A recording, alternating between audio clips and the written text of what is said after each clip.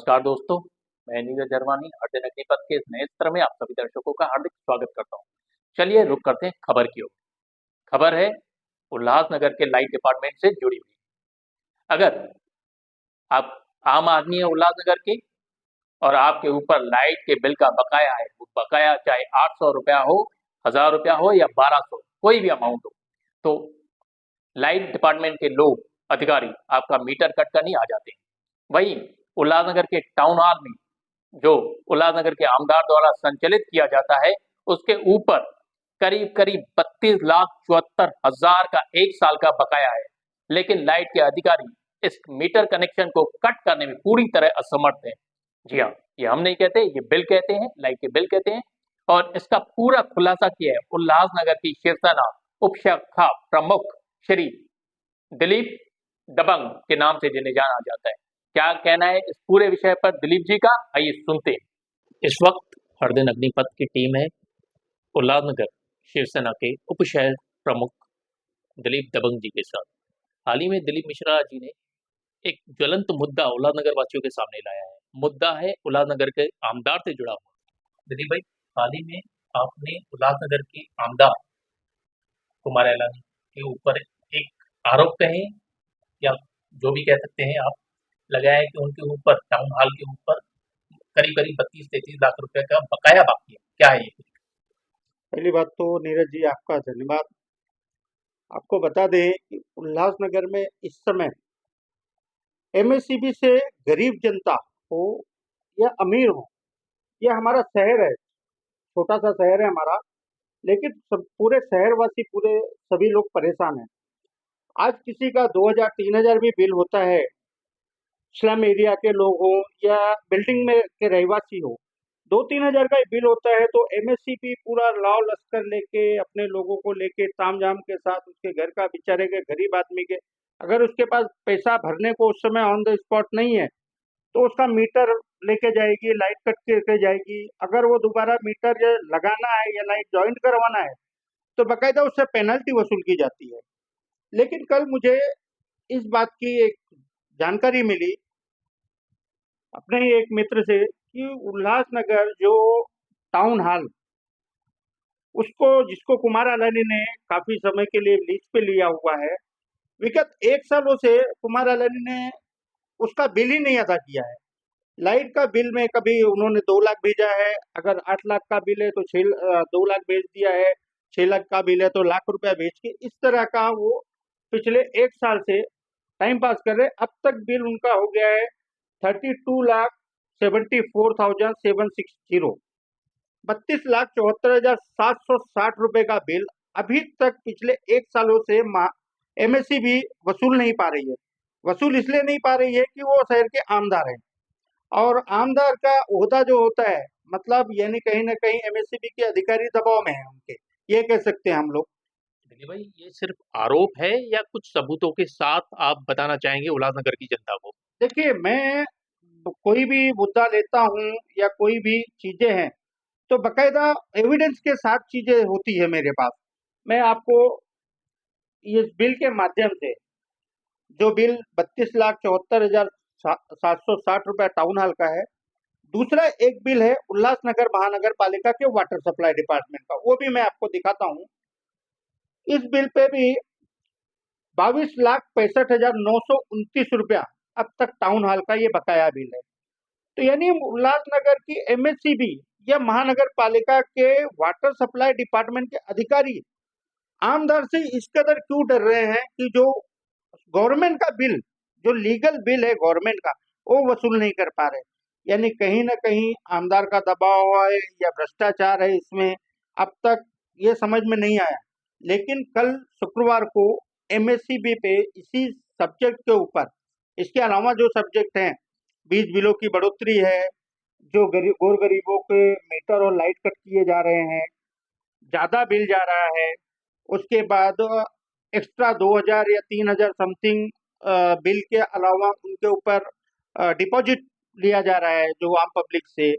इस कई संबंध में हमारे कल्याण जिला प्रमुख श्री आदरणीय धनंजय बोडारे साहब, उप जिला प्रमुख राजेंद्र साहू जी के साथ हमारा शिष्टमंडल कल एमएससीबी अधिकारियों से मुलाकात करेगा और अगर एमएससीबी के अधिकारी नहीं सुधरे तो फिर शिवसेना अपने स्टाइल में उनको जवाब देगी।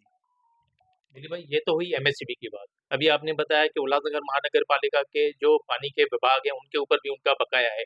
तो ये कार्रवाई सिर्फ आप एमएससीबी वालों से करेंगे या उल्लासनगर महानगर पालिका के जो जो विजय मंगलानी जी हैं उनके ऊपर भी आपका दबाव बनेगा? कल क्या हुआ, जैसे मुझे मालूम पड़ा, अधिकृत रूप से मेरे पास वो पत्र आया जिसमें बकाया बिल है 22 लाख समथिंग का। तो मैंने विजय मंगलानी से संपर्क किया, तो उस समय विजय मंगलानी जी हेडक्वार्टर में थे। उन्होंने कहा मैं हेडक्वार्टर में हूँ, आप आइए तो मैं आपको सब डिटेल देता हूँ। मैं बोला मेरे पास ऑलरेडी कॉपी है, लेकिन मुझे अथेंटिक चीज बताइए आप कि आपका है या नहीं है। तो बोले मैं ऑफिस में जाके चेक करने के बाद ही आपको बता सकता हूँ। ठीक है। फिर अगर ये बिल की बकाया राशि, विजय मंगलानी अपने आप को एक अच्छे ऑफिसर बोलते हैं, अच्छे ऑफिसर हैं भी, मैं भी मानता हूँ, लेकिन अब तक कुमार अलानी का उन्होंने बकाया बिल वसूल क्यों नहीं किया? अगर इसी तरह रहा तो सोमवार को जिस तरह हमने डांस बारों का, शहर के अवैध डांस बार जहाँ पे गलत कार्य हो रहे हैं, गोरख धंधे हो रहे हैं डांस बारों में, ऑर्केस्ट्रा, लाइव ऑर्केस्ट्रा के नाम पर वैश्यावृत्ति का धंधा चल रहा है, उसके विरोध में हमने आक्रामक भूमिका ली। ठीक उसी तरह वाटर सप्लाई डिपार्टमेंट के अधिकारियों का भी घेराव करेंगे हम। दिलीप भाई, आमदार के लिए ये बोलेंगे कि समझो आमदार का ही टाउन हॉल, अभी आपने जैसे दिखाया बिल के ऊपर टाउन आमदार का नाम है, उनकी कंपनी का नाम है, तो सैया बे कोतवा लबडर काहेगा, इस प्रकार की कुछ आप टिप्पणी करना चाहेंगे इनके ऊपर? नहीं, ये तो सही है, जैसे आपने कहावत का सैया बे कोतवाल तो अब डर काहे का। अभी हमारे शहर के आमदार हैं, डिपार्टमेंट के हमारे जैसे महापालिका आयुक्त हैं या एमएससीबी भी का विभाग जो है वो आमदार के अधीनस्थ आता है। वो दिखाने के लिए 15 दिन, हफ्ते में एक बार मीटिंग बुलाएंगे, महीने भर में एक मीटिंग बुलाएंगे एमएससीबी वालों की, वहाँ वो थोड़ा सा करेंगे। तो एमएससीबी के चाहे जेई हो या एग्जीक्यूटिव इंजीनियर हो, तो कौन ताकत दिखाएगा कि तो आमदार को मैं बोलूं? आपके कहने का मतलब है कि अधिकारियों के ऊपर दबाव तंत्र का पूरा प्रयोग किया जा रहा है। बीजेपी आज महाराष्ट्र में सरकार है, बीजेपी शिवसेना की, तो उनके ही आमदार आज वो शहरवासियों को क्या सीख देंगे कि तुम गवर्नमेंट का ड्यू भरो। सरकार बोलती है आप टैक्स भरेंगे तो हम राज्य का विकास करेंगे। जब हमारे शहर के आमदार ही टैक्स नहीं भरेंगे तो हमारे शहर का विकास होगा कैसे? दिलीप जी, एक आखिरी सवाल आपसे, जनता के लिए क्या आप ये कहना चाहेंगे, जब जनता के पास एमएससीबी के अधिकारी जाते हैं या उल्लासनगर महानगर पालिका के कर विभाग जाता है, तो आप जनता को ये कहेंगे, ये संदेश देंगे कि जब भी ऐसे डिपार्टमेंट के लोग आते हैं तो आप उनसे जाके कहिए पहले हमारा आमदार कुमार एलानी का वो लोग कर बकाया लेके आए, बड़े बड़े लोगों का कर बकाया, उसके बाद आपके पास ऐसा कुछ संदेश जनता को? जनता आज इस तरह का हो गया है, जैसे लोकसभा चुनाव आया उसमें पीछे पीछे भागने वाला। हम जनता से अपील करेंगे कि आप हक की लड़ाई लड़िए। आज हमारे शहर का आमदार कुमार अलानी बीजेपी के, वो शहर के रेवेन्यू लॉस कर रहे हैं, रेवेन्यू नहीं भर रहे हैं, गवर्नमेंट की लीगल रेवेन्यू। तो आम जनता को क्यों तंग किया जा रहा है? अगर आम जनता को या आम शहरवासियों को महापालिका हो, एमएससीबी हो, जो भी गवर्नमेंट डिपार्टमेंट तंग करेगा या परेशान करेगा, तो उद्धव बाला साहब ठाकरे शिवसेना के लोग शहरवासियों के साथ खड़े हैं और खड़े रहेंगे और उनका मुंहतोड़ जवाब देंगे हम। दिलीप जी, आपकी लड़ाई कुमार एलानी के साथ है या आपका साथ जनता के साथ है? हम जनता के लिए लड़ेंगे, हमारा कुमार अलानी से कोई वैर नहीं। कुमार अलानी जी से निवेदन है कि वो जल्द से जल्द आउटस्टैंडिंग जो भी है, वाटर सप्लाई का हो या एमएससीबी का हो, वो भर के एक शख्स आमदार का अपना खुद का परिचय दें। ऐसा निवेदन है मेरा आमदार से।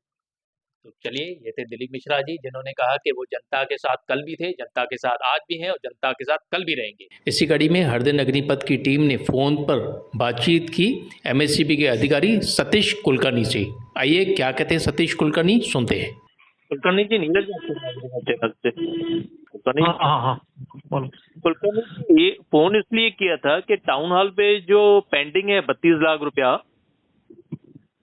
हाँ वो ये जी एरियर्स जो तो है, वो सर्कल से एग्जैक्ट ये मिले फिगर। नहीं जो भी है, लेकिन एरियर्स तो बाकी है ना। क्योंकि वो ना एसपी कंज्यूमर है, उसका पूरा मॉनिटरिंग उधर से होता है। सर मॉनिटरिंग होगा वो सब ठीक है, लेकिन 1 साल तक उनको दिया तो गया है ना, रियायत तो दिया गया है ना कि शहर के आमदार है इसलिए शहर के पेमेंट आमदार होता है, रहता है। अब कितना उसका पूरा डिटेल सर्कल के पास है। सर्कल के पास है, मैं मान रहा हूँ सर्कल के पास है।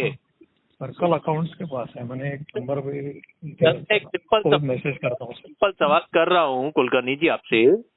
हाँ, आपकी बात मैंने मानी कि सर्कल के पास डिटेल है, मैं आपसे पूछ रहा हूँ, मेरे हाथ में अभी एविडेंस है कि 32 लाख समथिंग यानी 33 लाख रुपया उनके टाउन हॉल के ऊपर बकाया है, उनके ऊपर कार्रवाई क्यों नहीं हुई है? खाली मैं ये सिंपल सवाल पूछ रहा हूँ। डिटेल उनसे पूछ के आपको कॉल करूँगा।